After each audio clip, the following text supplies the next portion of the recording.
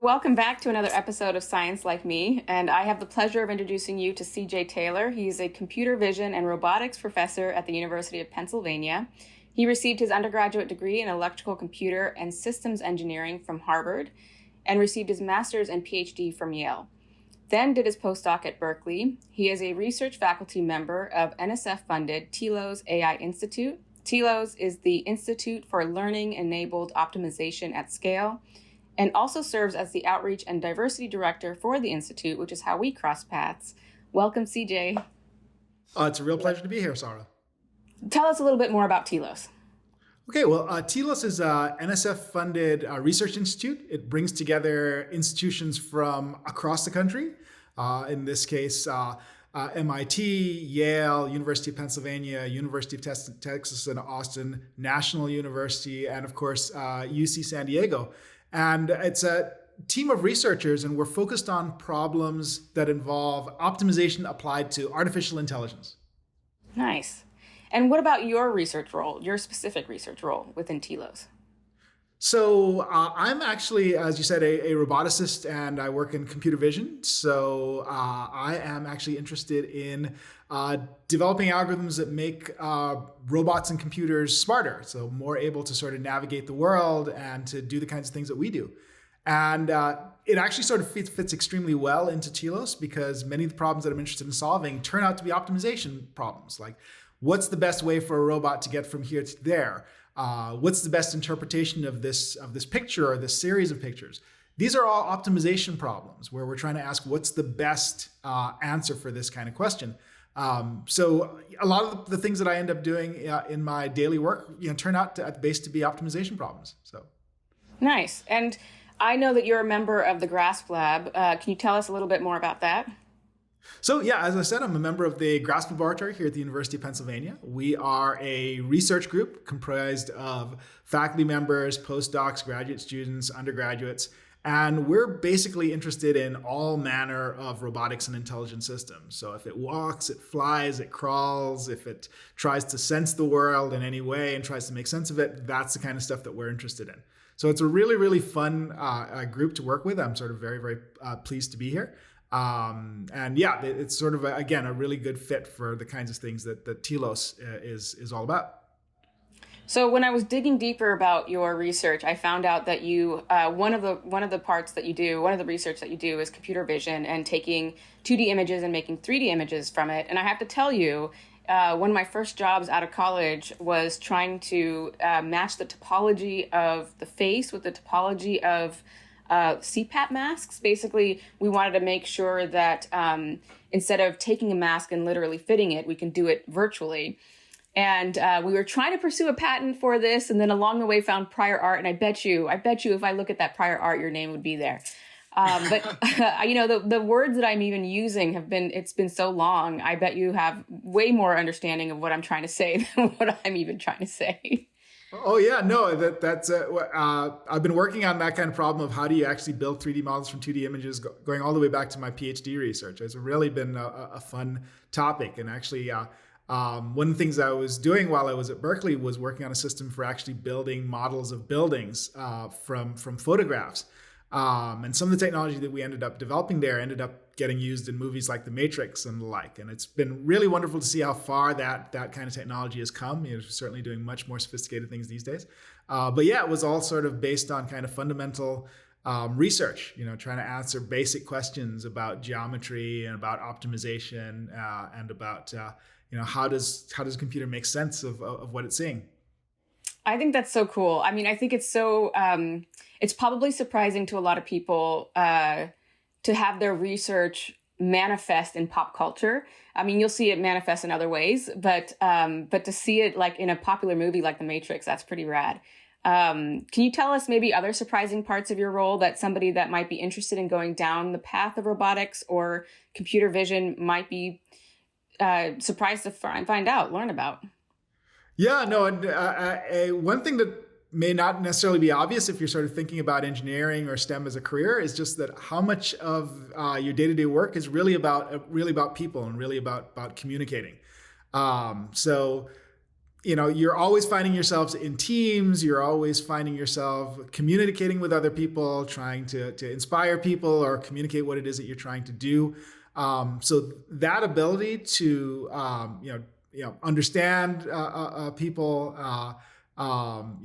understand different perspectives and work well in a team. That's just sort of critically important, and I think sometimes a little bit underappreciated. It's when it becomes there's obviously a lot of math. There's obviously a lot of physics, and I definitely like geeking out on those topics as well. But yeah, getting stuff done. It's a lot about how do you work well in a team. Did you take any classes that helped you work better in a team? Yeah, actually, the story I like to tell is like one of them. The most useful courses I took in college was actually a course on Shakespeare. Had nothing to do with my major, but it was a course that sort of gave me a much better insight on in what it meant to write. And I really didn't get a great grade in it, but I learned a tremendous amount. And I always try to remind my students that there's a difference between don't confuse your grade with your education, and you can learn a lot. Some of the courses that I got the worst grades in are the ones that I learned the most from. Oh, nice! I love that. So I was, I don't know if you know this, but I'm actually taking a stand-up comedy class to better my performance in terms of like how am I actually landing with an audience. I'm not actually trying to be a stand-up comedian, but it has been a really helpful class in understanding how I think I'm coming off as and how I actually am coming off as, and getting that real-time feedback has been really helpful. And I'm continuing to take the class. So can you give me, I feel like you've given us a pretty practical example of how your research will manifest in pop culture, but what are other ways that you've seen your research manifest? Well, actually, way back when, and we're talking sort of, 1997, I was actually working on self-driving cars. So we actually did a demo of what was then sort of a very advanced system outside San Diego, where we're driving cars up and down the highway. And this is using cameras in the front, and we had to fill the entire trunk of the car with computers to make it go, because this is pre-iPhone, pre-great GPS. But that was a tremendously fun project. I got to work with colleagues at UC Berkeley and folks at Honda, and it's been obviously extremely heartening to see how far that field has come. Still a lot of challenges, but wonderful to see aspects of that vision coming true as well. It's really cool. I do appreciate that this was in 1997, although I'm kind of like, I wonder if I saw that car when I was, because I grew up in San Diego. But, I think that's important for a lot of our audience to remember, is that a lot of this research has started from a long time ago. And now when you say self-driving cars or an automated car, people will have an understanding of what that means. But I bet you at that time, people probably thought that was just crazy. Oh yeah, and to be clear, it goes back further than that. There are people working on this in Germany. There are folks working on it in CMU long before that. So yeah, it's been a long time coming, and I think it just sort of highlights the value of kind of persistence. Those things that may not initially seem possible become more possible over time. And it builds upon each other. I know in some of my electrical engineering courses. I remember a lot of my peers were also very surprised that a lot of the math that we were using was stuff that was discovered in the 50s. And we're like, what? But why are we still using this? And it was because the tools hadn't caught up with the math. And so now we have the technology that has caught up with a lot of the theories that people have been coming up with for a long time. And so I think that's really... It's just nice to see how this is growing and how it's evolved and where it is now, and how much has actually gone into this prior to us even getting to play with it. But I actually want to rewind and understand little CJ. So where did you grow up, and what was your childhood like? So I actually grew up in Jamaica, and I spent all of my boyhood and childhood there for the most part. excited for a brief stint when I was learning to talk. My parents were in Canada for a while, my friends back in Jamaica will tease me mercilessly about my accent or lack thereof.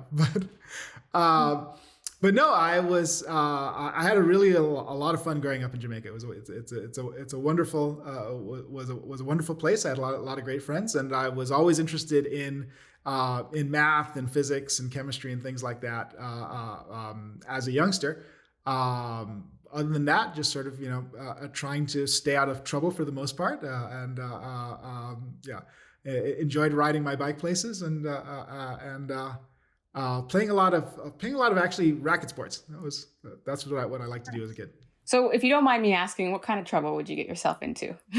Well, the thing that my best friend sort of teased me mercilessly about is that the time that he met me, I was actually crawling out of a drain pipe and trying to convince him that it was actually really fun and you could find all sorts of interesting things in a drain. My parents were horrified and were pretty adamant that I shouldn't be doing this, but they weren't home all the time. So yeah, various rules were broken. So. I have to say, we probably should have a disclaimer at this point saying, do not try this at home. But we have another thing in common here, because when I was younger, I was really obsessed with Teenage Ninja Mutant Turtles. And my friends and I would actually play in the sewer systems. And it was a lot of fun. And I am also horrified in thinking about, how did I manage to get down there? And, we actually even had a slope and we would take the tops of trash cans and slide down those slopes in the sewer systems. Again, do not try this at home. Terrible idea. I don't know what we were thinking, but it was also fun. Okay. So what about your favorite toy, or did you take things apart? How did you know you liked math and physics? Well, and sometimes math and physics were the easy parts because you could sort of read those out of books, and it was tough, but I kind of viewed them as a puzzle, and that I wouldn't necessarily get things the first time around, but it was like you come back to it, and then you get this aha moment, and that was fun for me at least. But funnily, growing up in Jamaica when I did, and you got to remember this is a long time ago. I actually never saw a computer as a boy. But my favorite, one of the favorite things, the things I remember most vividly, is I actually had a book with pictures of a computer in it. And we're talking old timey computers with spinning tapes, and they took up the size of a room. And it just fascinated me, the idea that you could actually build something mechanical that could do math and that could figure things out. And from then I was kind of hooked. I was like, I want to know how these work. I want to be able to build them. I remember when I was sort of, a teenager, and there was the IBM Junior. There was one store on the island that sold them. So I actually went downtown and just looked through the window at it. That was my first view of what a computer actually was. But yeah, there's something about it just sort of really fascinated me, and I knew that I wanted to do that. So it's a little bit strange, but there you have it. What was your first experience with a computer when you finally got one? Was it oh my gosh? Yeah, no. The first I had a friend that had one of the old Commodores. And we're talking about something it could paint white lines on your TV, and you had these games where you had the line going left and right down the screen, and that was amazing.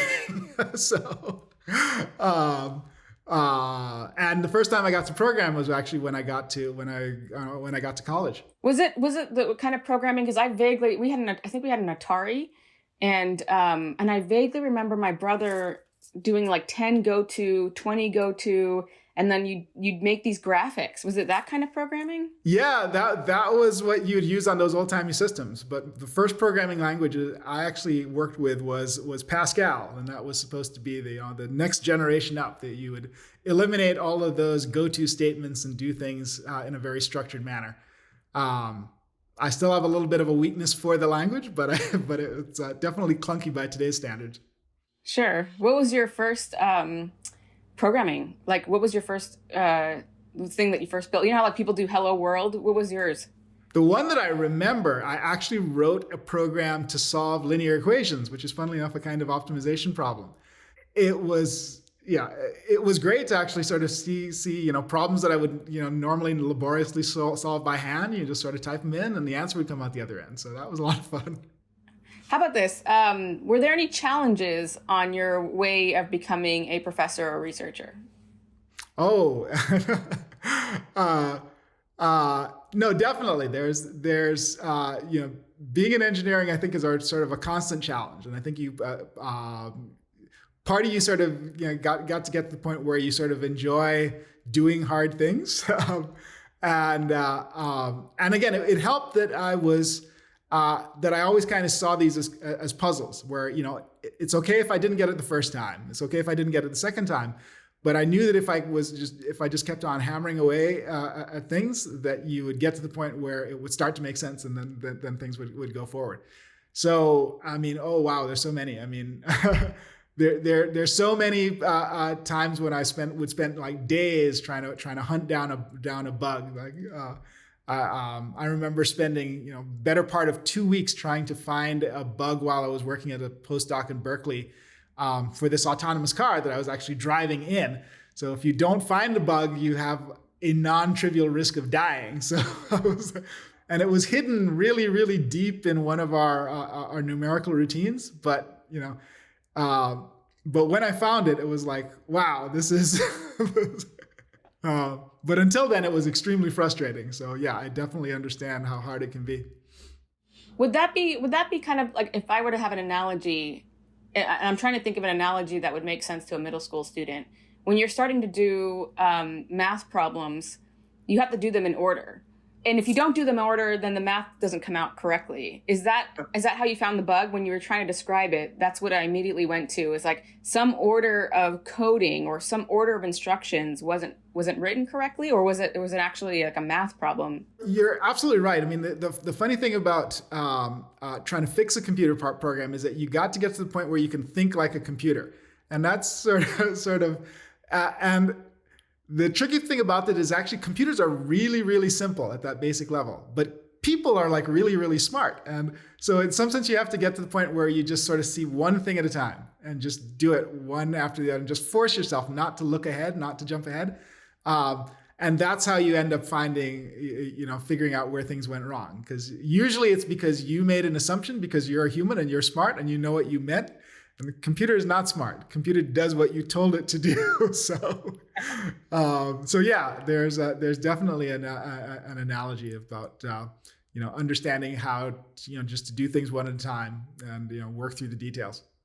I always like to say you can't charm a robot. You can't bat your eyes and make it work. You have to either know what you're doing or you don't. And I love that objective piece to it. It is definitely frustrating along the way if you don't get it right, but it is so, because no one could challenge you, right? I mean, it doesn't matter.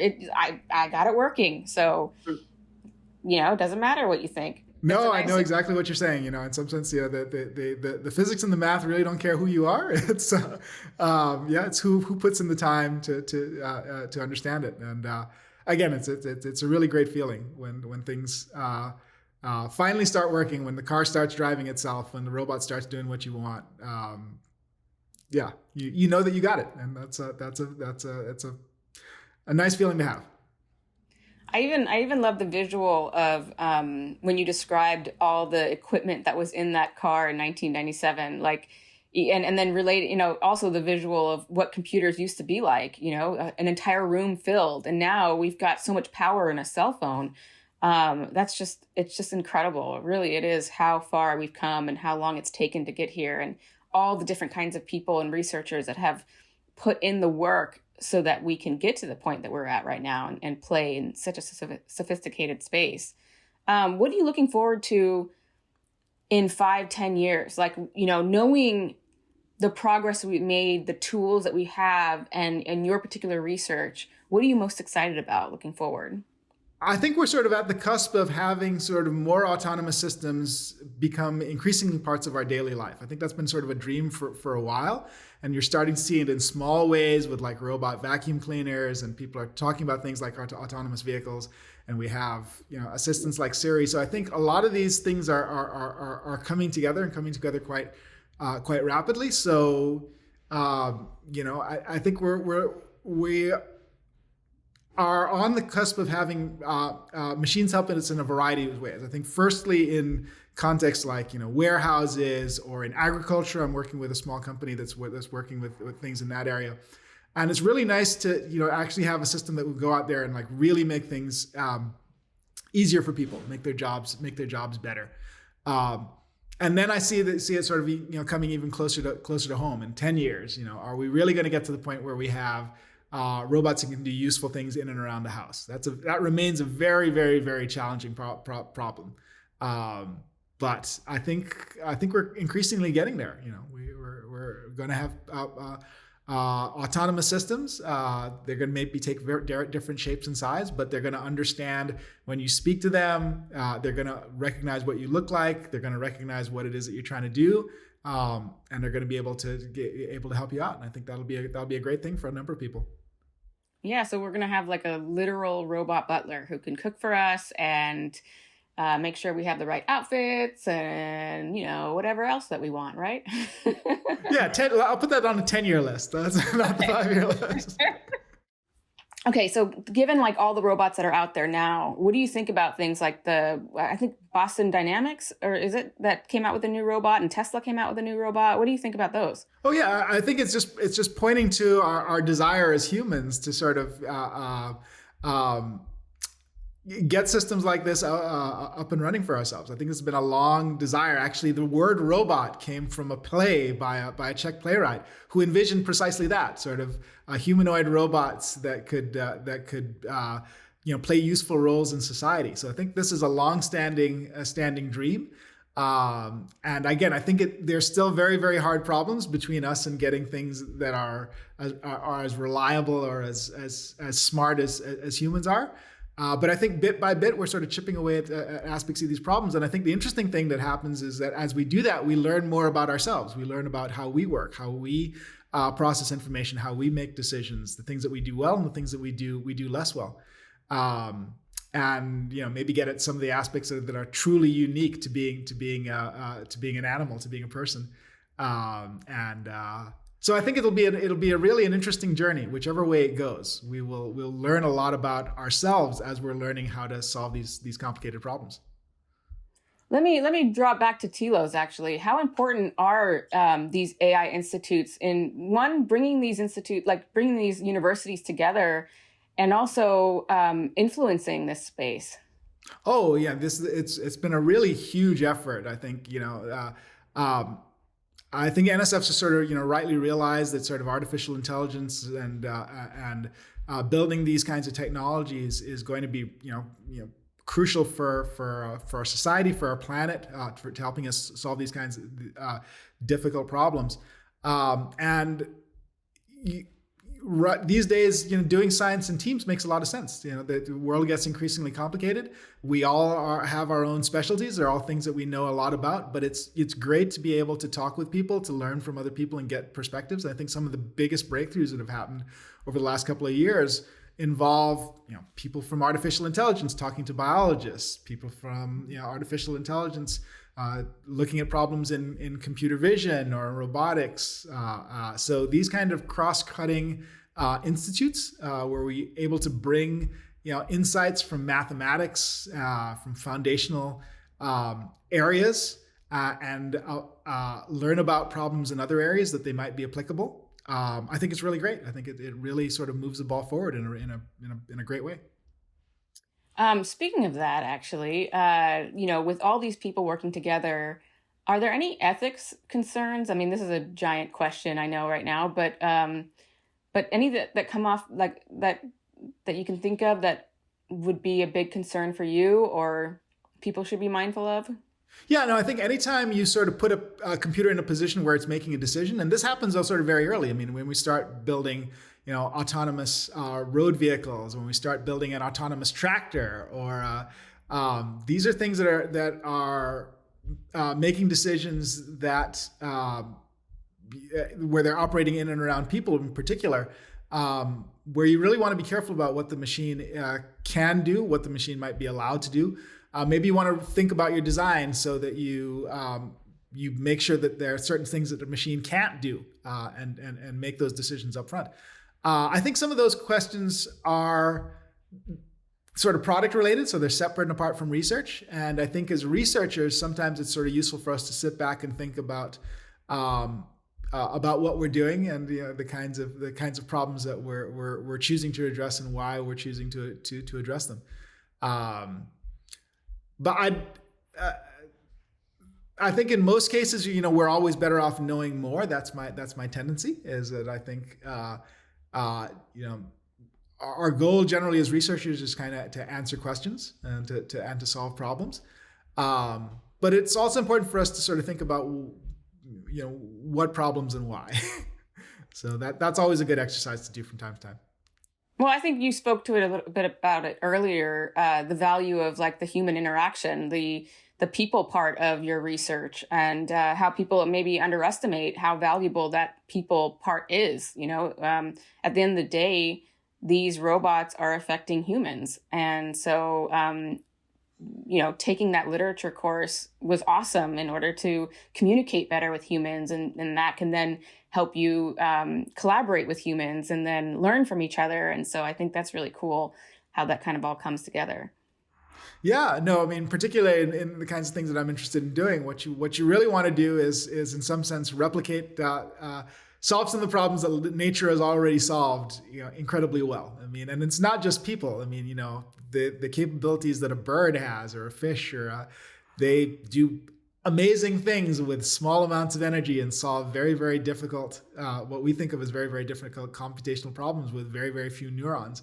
So yeah, I think it all comes back to sort of, our endless fascination with ourselves, at least in some of the things that I'm doing.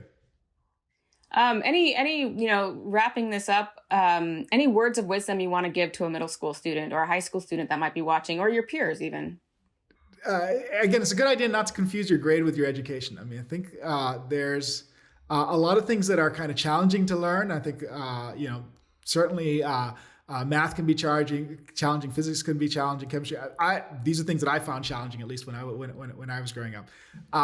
And it was just useful to remind myself that you can get out of it what you put into it, and that that you might not have sort of necessarily immediate success, but if you're interested in it and you keep at it, it will work out for you. There's something to be said for doing things that are challenging and maybe even a little bit scary, because that's the way that you grow. That's the way that you really sort of stretch yourself. I appreciate that. I definitely have the same. I actually failed algebra the first time I took it and kept going. And I ended up getting my electrical engineering degree in spite of failing that math class. So it wasn't easy for me either. And I think grit is absolutely valuable. And if you're interested, you just keep going. Thank you again, CJ, for your time. It's a pleasure as always. And I look forward to seeing you again. Thanks a lot, Saura. Really enjoyed this.